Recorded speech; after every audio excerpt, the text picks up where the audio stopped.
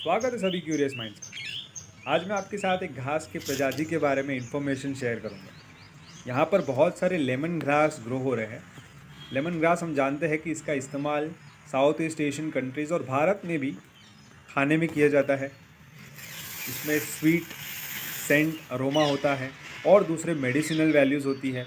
तो बहुत एक हेल्दी एडिशन होता है कई सारे डिशेस में, जैसे कि सूप या फिर हम लेमन ग्रास टी तो जानते ही है। आज इस जीनस सिम्बोपोगॉन के बारे में जानेंगे। ये देखिए, यहाँ पर एक साथ कई सारे लेमन ग्रास ग्रो हो रहे हैं, तो हम इनको नेचुरल हैबिटेट में देख सकते हैं कि किस प्रकार से इनकी साइज़, पत्ते और शेप होता है।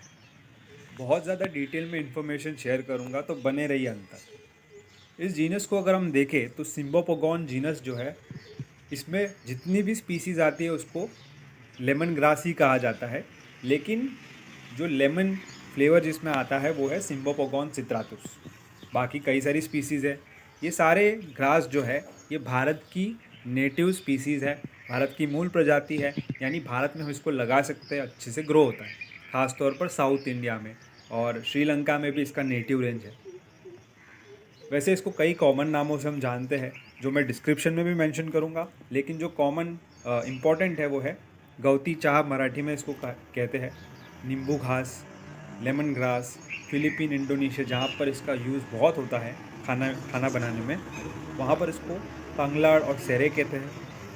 और दूसरे जितने भी कॉमन नाम्स है जैसे कि मालाबार ग्रास, वो मैं डिस्क्रिप्शन में मेंशन करूँगा। इसकी जो लीव्स होते हैं, पत्ते होते हैं, इसको क्रश करेंगे तो एक लेमन जैसी स्मेल आती है, सेंट होता है। इसीलिए इसका इस्तेमाल दूसरे पर्पसेस में भी होता है, आगे मैं आपको बताऊंगा। लेकिन ये जो लेमन का स्वाद आता है, सिट्रस लिमोन का स्वाद आता है, इसी के वजह से इसको चाय में डाला जाता है। ना सिर्फ स्वाद और सुगंध, बल्कि इसमें बहुत सारी दूसरी मेडिसिनल प्रॉपर्टीज़ होती है, जो कि इसको एक बहुत ही अच्छा चॉइस बना देता है हमारे रोज़मर्रा के खानों में ऐड करने के लिए। इससे इम्यूनिटी बढ़ती है, इसमें बहुत सारे एंटीऑक्सीडेंट्स होते हैं, दूसरे कई सारे प्रॉपर्टीज़ होती है, जिससे ये हमारे शरीर को मदद करता है। अगर आपने इनके फ्रेश पत्तों को काटा होगा और यूज़ किया होगा कुकिंग में, तो आप जानते होंगे कि इसका जो फ्लेवर होता है इस हर्ब का, बहुत एक अनमैच्ड फ्लेवर होता है, बहुत स्ट्रॉन्ग जेस्टी फ्लेवर होता है। और इसको इन्फ्यूज़ किया जाता है थाई क्यूजीन में, ख़ास तौर पर साउथ इंडियन डिशेस में और चाय बनाने में। तो कलिनरी लेमन ग्रास जो है, उसके स्टॉक जो है और उसके लंबी लंबी पत्तियों का इस्तेमाल किया जाता है। जितना भी पार्ट ग्राउंड के ऊपर है वो सारा ही यूज़ होता है। और अगर हम केयरफुली इसको काटें तो ये रीग्रो होता है और इसको हम तकरीबन 5 साल तक या उससे भी ज़्यादा तक हार्वेस्ट करते रह सकते हैं।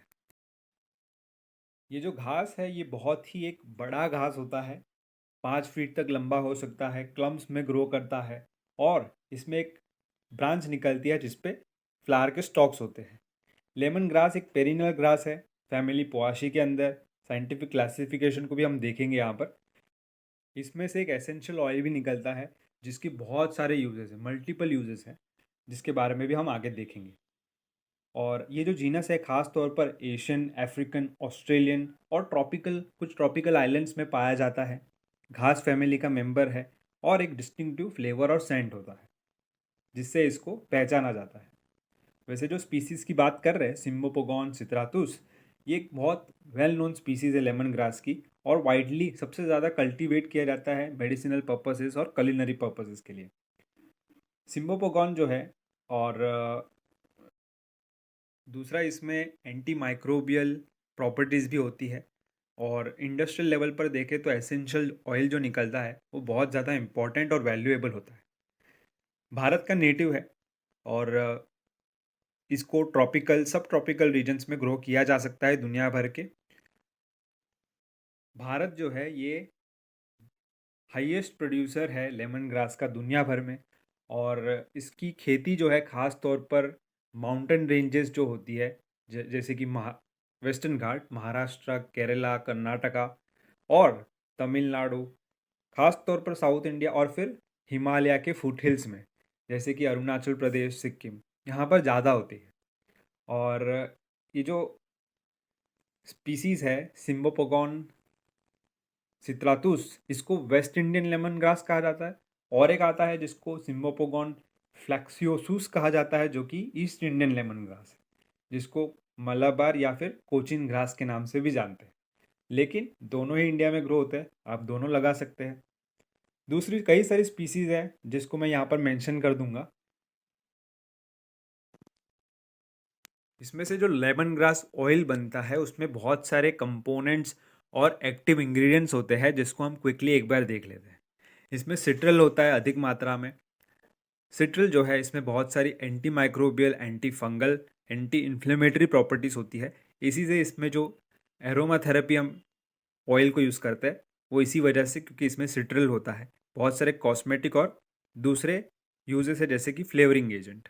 और सिट्रल एक कंपाउंड होता है लेमन ग्रास के अंदर। उसमें ऐसी पोटेंशियल होती है कि बैक्टीरिया को वो की ग्रोथ को रोक सके, यीस्ट या फिर दूसरे फंगाई को भी। और ये कैसे करता है, उनके सेल को डिसरप्ट करके और उनके जो सेल वॉल है उसकी इंटेग्रिटी को और परमेबिलिटी को चेंज करके। और एक अच्छा सूटेबल ऑप्शन है एंटीबायोटिक्स या फिर दूसरे स्टरिलाइजिंग एजेंट्स के एक नेचुरल सोल्यूशन है। और दूसरे जैसे कि मिरेसिन, सिट्रोनेला। सिट्रोनेला में ऐसा देखा जाता है कि इसमें इंसेक्ट रेपेलेंट प्रॉपर्टीज़ होती है, ख़ास तौर पर मस्कीटो और दूसरे इंसेक्ट्स जो है से दूर रहते हैं, तो इसी वजह से भी लेमन ग्रास लगाते हैं।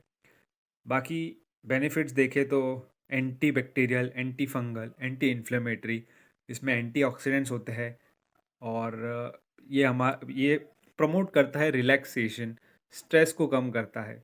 इसके सेंट को लेने से, सूंघने से आप काम हो जाते हो, आपका माइंड काम होता है। और डाइजेशन प्रमोट करता है। नेचुरल ऑल्टरनेटिव है जो केमिकल इंसेक्ट रेपेलेंट आते हैं उसका। लगे हाथ में आपको लेमन ग्रास ऑयल के बारे में भी जानकारी दे ही देता हूँ, क्योंकि ये सबसे इम्पॉर्टेंट इसका प्रोडक्ट होता है लेमन ग्रास का।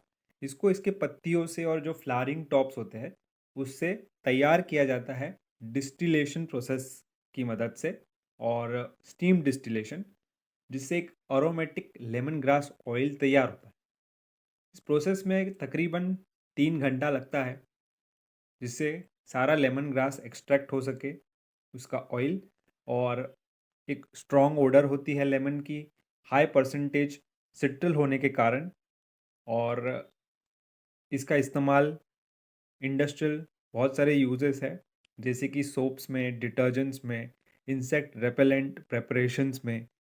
जैसा कि हम जानते हैं कि ओडोमोस या दूसरे जो मस्कीटो रेपेलेंट्स होते हैं उसमें भी इसी लेमन ग्रास के कंपोनेंट का इस्तेमाल किया जाता है, यानी सिट्रोनेला का। और हम कैंडल्स बना सकते हैं जिससे अरोमा थेरेपी भी हो सकती है और इंसेक्ट को दूर रखा जा सकता है। इसमें एंटी फंगल प्रॉपर्टीज़ होती है, इसी वजह से एक अच्छा प्रिजर्वेटिव बन सकता है। दूसरा, स्टमक रिलेटेड प्रॉब्लम्स में इसको इंजेस्ट किया जाता है, कफ, फीवर, कॉमन कोल्ड में। सिट्रोनेला एक एसेंशियल कंस्टिट्यूएंट होता है इसके तेल का। और इसी से कई बार लोग इसको सिट्रोनेला ग्रास भी बोलते हैं। परफ्यूमरी, सोप्स, कई पर्पजेस में इसको यूज़ किया जाता है। जो लोग इसकी खेती से रिलेटेड और जानना चाहते हैं तो लेमन ग्रास ऑयल जब आप बेचने जाओगे तो उसकी क्वालिटी डिसाइड होती है इसमें मौजूद सिट्रल के परसेंटेज से। यानी जितना ज़्यादा सिट्रल होगा उतनी क्वालिटी अच्छी मानी जाती है। और 6 महीने में एक बार ग्रो करने के बाद इसको आप हार्वेस्ट कर सकते हो, और फिर हर 3 महीने में 5 साल तक इसको हार्वेस्ट किया जा सकता है। मैं डिस्क्रिप्शन में इसकी खेती रिलेटेड इन्फॉर्मेशन डालूँगा कि 1 टन अगर लेमन ग्रास है तो 8 से 10 किलो के करीब एसेंशियल ऑयल तैयार होता है, एक्सट्रैक्ट किया जा सकता है। ये सारी इन्फॉर्मेशन डिस्क्रिप्शन में होगी। इसलिए भी इम्पॉर्टेंट है क्योंकि आज लेमन ग्रास ऑयल की डिमांड ऑल टाइम हाई चल रही है और बहुत सारे बेनिफिट्स हैं, और मार्केट में ये स्प्रेड हो चुका है इसके यूजेस। भारत देश एक बहुत ही सिग्निफिकेंट प्रोड्यूसर भी है और एक्सपोर्टर भी है एसेंशियल ऑयल्स का, जिसमें लेमन ग्रास ऑयल को भी एक्सपोर्ट करते हैं इंडिया से। इतनी सारी जानकारी तो ले ली, यहाँ पर देखिए हमको एक सूखा हुआ प्लांट नज़र आ रहा है जिसमें हमको फ्लावरिंग स्टॉक और बहुत सारे सीड भी हो सकते हैं, लेकिन ड्राई हो चुका है। इससे सीड से भी हम लेमन ग्रास ग्रो कर सकते हैं। और अंत में इतना ही कहूँगा, गमलों में भी ग्रो होता है, बालकनी में रख सकते हैं, इसको यूज़ कर सकते हैं डेली। और एक बात, मुनिया बर्ड इसके पत्तों से नेस्ट बनाती है।